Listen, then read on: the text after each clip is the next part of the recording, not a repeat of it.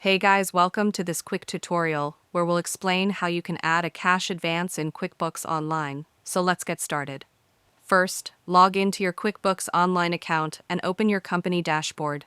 Then, click on the New button, which is usually located on the left-hand side menu. After that, from the menu options, select Journal Entry.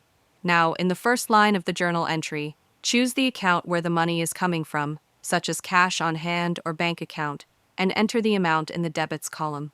Then, in the second line, choose a liability account, for example, employee cash advance.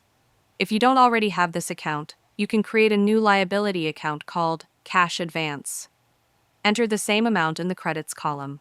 After that, add a clear description or memo, such as cash advance to employee John Doe, to make the record easy to track. Finally, click on Save and Close if you are done, or Save and New if you want to add another entry. And that's it. You have successfully added a cash advance in QuickBooks Online. If you found this video helpful, consider giving it a like and subscribe.